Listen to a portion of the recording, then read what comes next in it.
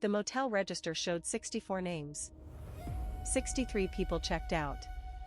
One signature remained, dated the same week the motel was built. That was 1962. Room 9 was always clean. Always locked. The housekeeper changed the sheets every Monday, even though no one ever slept there. She never asked why. The last manager quit without notice. He left one sentence on a notepad: "Do not rent room 9." No one knew what happened inside. Until now. The Whispering Pines Motel sat on Route 9, 40 miles from the nearest town.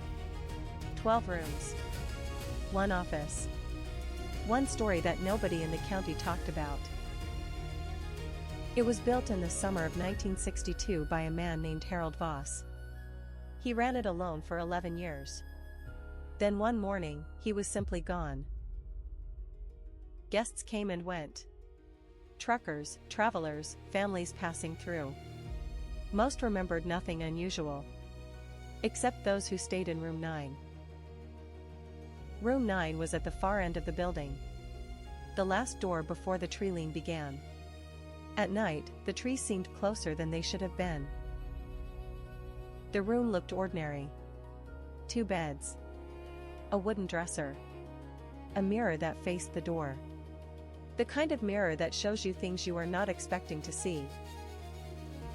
Maintenance logs from 1974 showed the same note repeated every 3 months: "Bulb in room 9 replaced." But the previous bulb showed no signs of burning out. The curtains in room 9 were always drawn. Even when housekeeping opened them in the morning, by noon they were closed again. Every single day. In October 1979, a salesman named Roy checked in for one night. He requested room 9 because it was the only vacancy. He signed the register and walked down the path. Roy was found the next morning sitting in his car. Engine running. Hands on the wheel. He had not driven anywhere.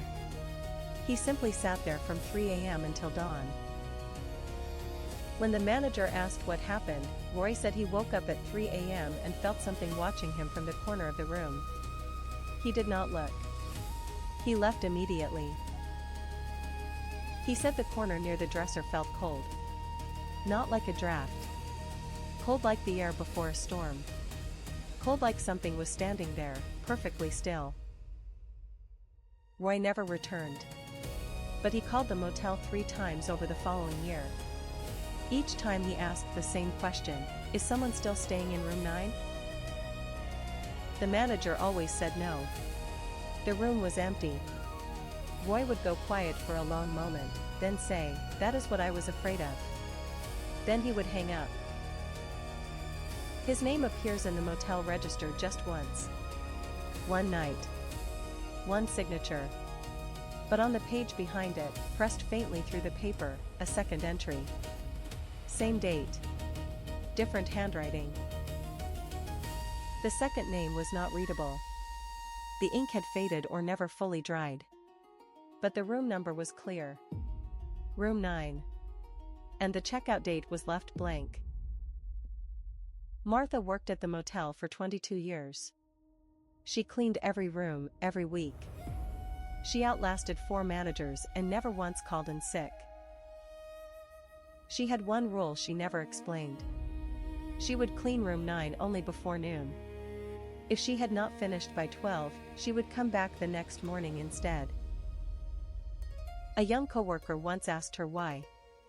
Martha set down her cleaning cart, looked at the door to room 9, and said, "Afternoons belong to whoever is already in there." The coworker laughed. Martha did not. She picked up her cart and walked back to the office without another word. She never discussed it again. In 1989, Martha left a handwritten note in the maintenance log. It said, "The mirror in room 9 has been repositioned. I did not move it. Please check the door lock." The lock was inspected. It had not been tampered with. The mirror, however, was now angled slightly toward the window instead of the door. No one could explain it. Martha retired in 1994.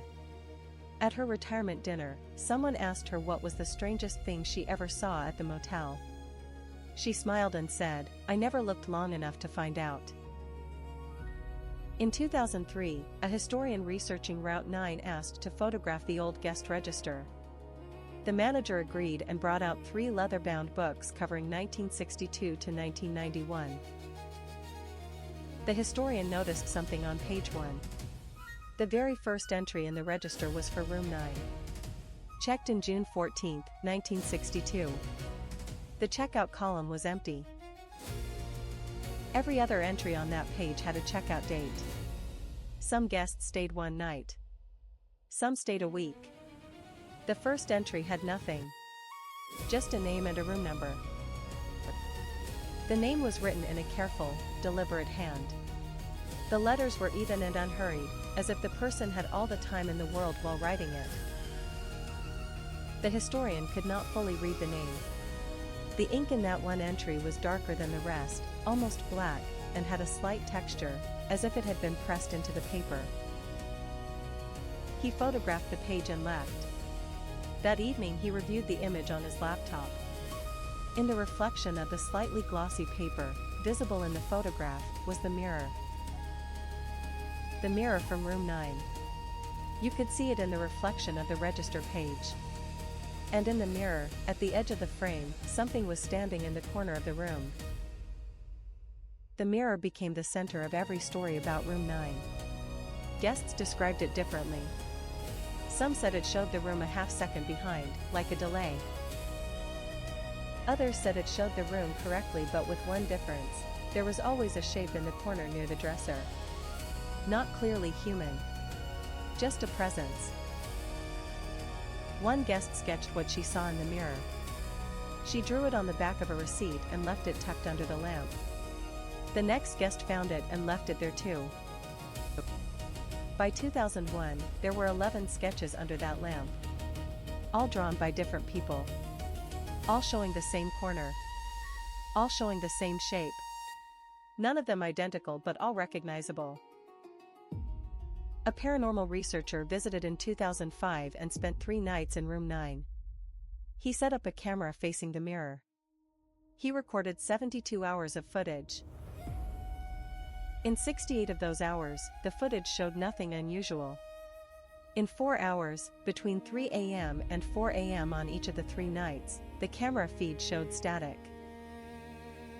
Not a malfunction.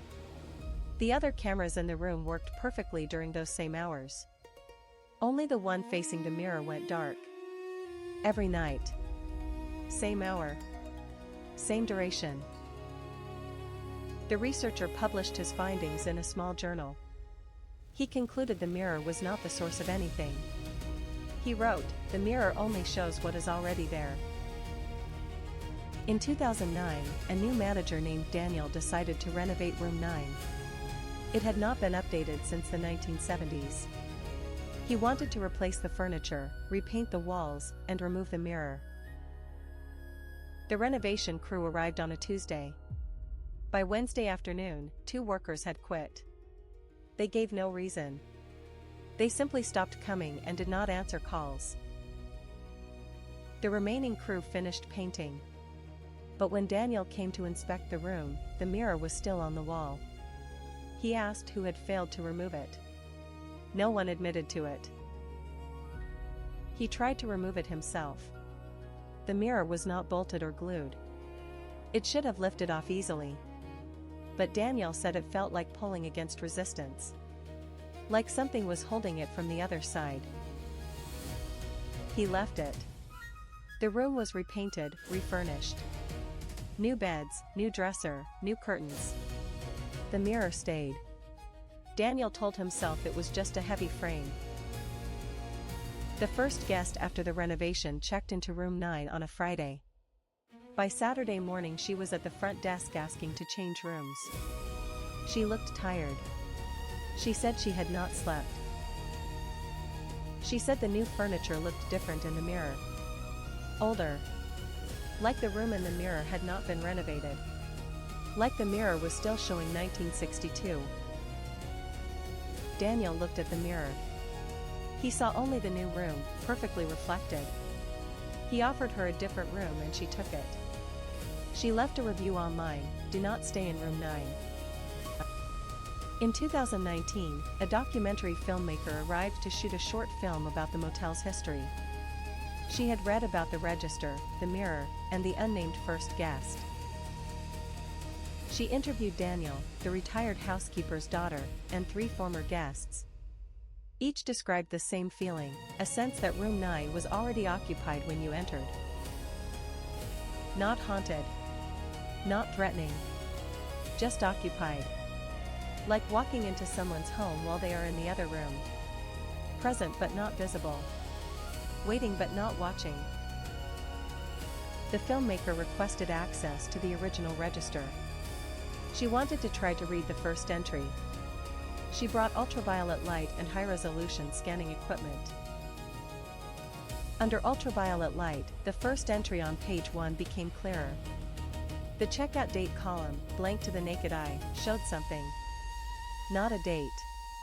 A single word. The word was, "waiting." Written in the same careful hand as the name. Same ink. Same pressure. As if it had always been there, invisible until the right light was used. The filmmaker published her documentary in 2021.